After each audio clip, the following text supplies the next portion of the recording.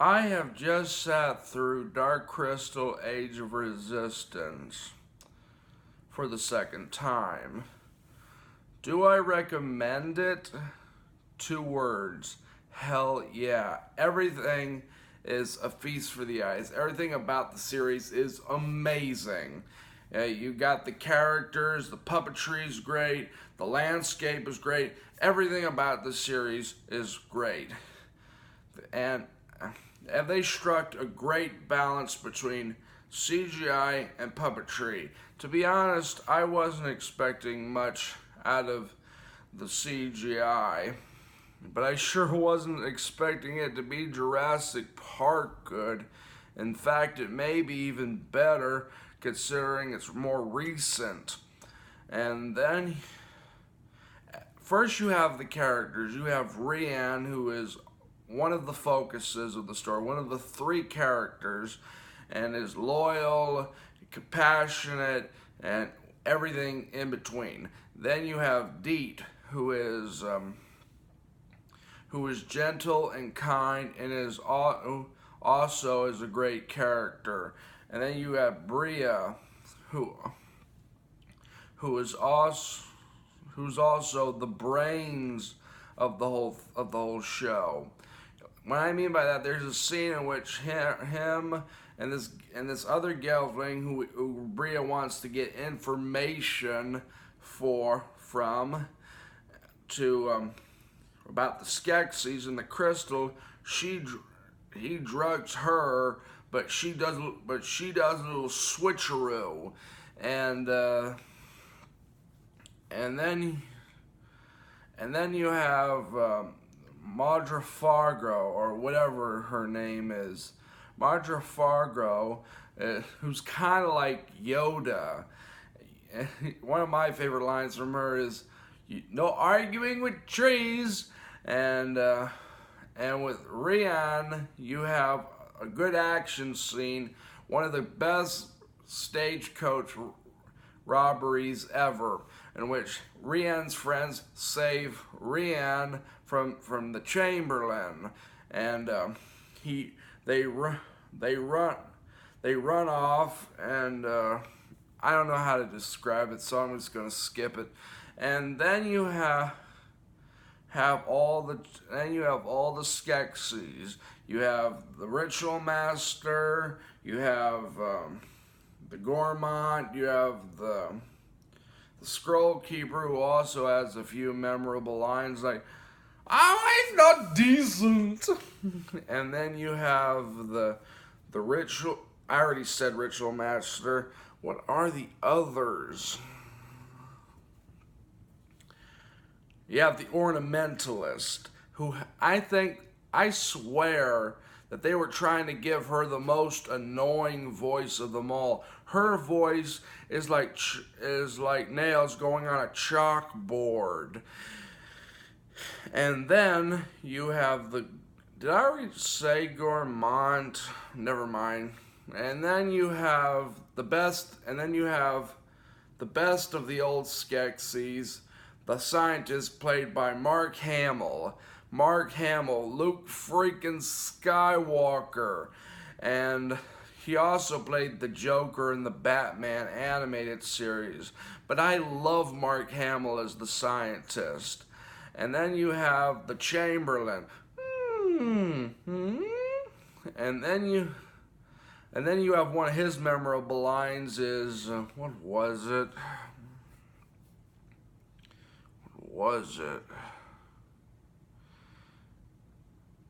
Tell no one. That's it. And then you have some of the new Skeksis, like the Emperor. The Emperor is great to see him, and it's great to see him as a character compared to the crumpled up dead old corpse he was in the original. And then you have the Collector, who has all that snot coming out of his nose. Seriously, how could so much come out of one creature? And then there's a scene where his head freaking explodes, and he also has a few lines like, "The dual blade, he has the dual blade," and then you have then you have the most badass character of them all, the Hunter, who's kind of a combination between the Terminator, the robot general from Revenge of the Sith, and the Predator, all rolled into one.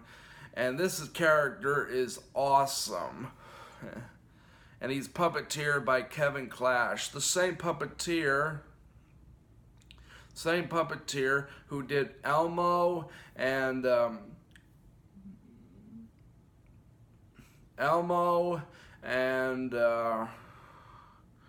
Baby Sinclair and he did another badass character, Splinter, from the Teenage Mutant Ninja Turtle movie from 1990. Now, Kevin Clash has a bit of an attachment with the Dark Crystal, because of course he was supposed to puppeteer the original, but ended up not doing it because his schedule was busy with Captain Kangaroo and Space Coasters. That's it.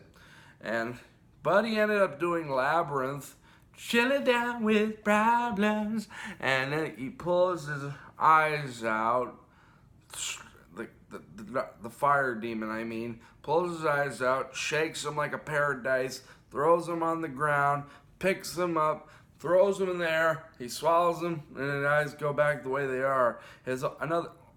A memorable line from that character is, "What do you do with a head like that?"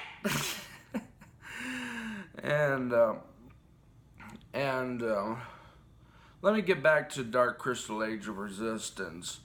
And then you have my favorite character, the Heretic. I love the Heretic. And he's one of my favorite of the new Skeksis next to the Hunter.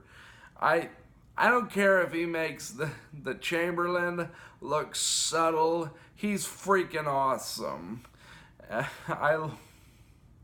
And both him and his Mystic Ergo do a little puppet show, which is a great tribute to Jim Henson, and in my opinion. And I want to give props to both Brian Froud from both the original Dark Crystal and Labyrinth, and his son Toby Froud, the baby from Labyrinth, as you might know him. And then you have Olgra. Now her coming back from the dead was amazing, and she has a few memorable lines like, "You dare try to control Olgra? Olgra can barely control Olgra." And then you have the Hunter's other half, the Archer, who has one of the best lines in the series. "The hunt must end." Seriously, that line is worthy of Arnold Schwarzenegger's lips. And the show does not horse around. It gets you right into the moment, right into the world of Thra, with the first episode and with Sigourney Weaver's narration. Sigourney Weaver from Alien and the freaking Ghostbusters, and then you have the Awkwafina doing the voice of the Collector, Awkwafina from Crazy Rich Asians. And then all the new creatures are amazing. There's a manta ray creature that flies in the air. And then you have Celadon's sister. Now, Celadon is a bit of a frustrating character in the fact that she pretty much betrays her family. She was the character I was rooting to die. I was rooting for something bad to happen to her, and for the Skeksis to do something bad to her. And when they do, they go to the extreme. They pretty much go all "I spit on your grave" on Celadon. And that's when I began to feel sorry for her. Now that is what you call good writing.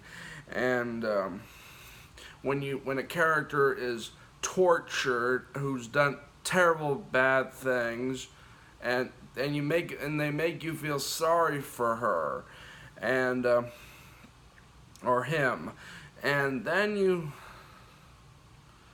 and then you have the scene where Mira gets her gets her essence drained.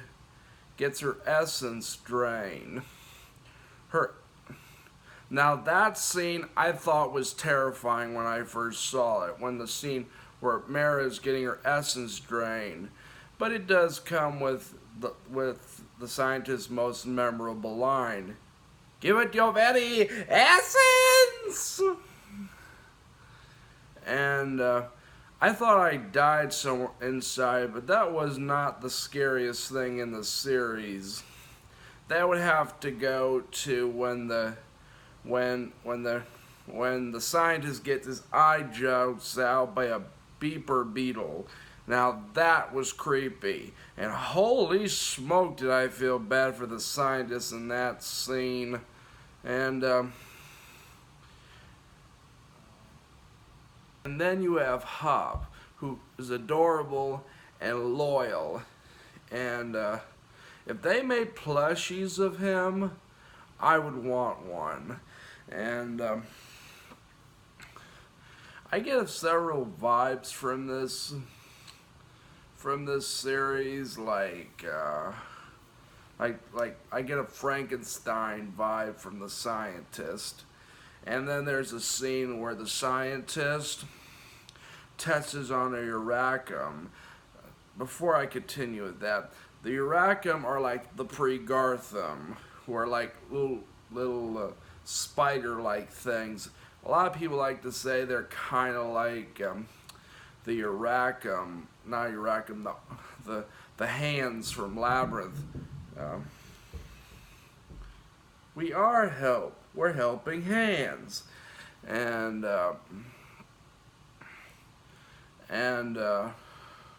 they're just as creepy as the Gartham. Now, let me get back to the scientist with the Uracum. Now, the Uracum, one of the Uracum that the scientist Skeksis tests on, he puts some stuff into the Uracum, and green stuff comes out of the Uracum. I get a very brain dead kind of vibe from that. And we know the scene Brain Dead where all the green stuff coming out of the body, and then there's the scene where the General and the Collector face the Gelfling, and then the Uracum come by and spit an acid-like thing into the Collector's head. That kind of reminded me of Jurassic Park. You know the scene where Dennis in Jurassic Park gets acid from the dinosaur on his face, and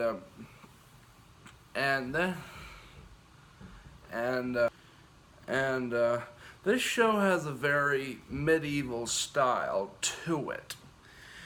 Everything, even the uniforms, have a medieval style. The battle is great, and where the girl Gelflings throw bombs, and while the Gelflings fight the Skeksis, there's a funny scene where the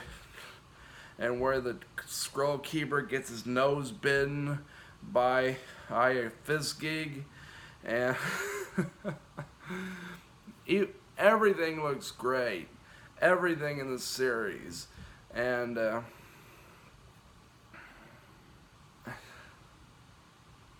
what the hell are you doing watching my video?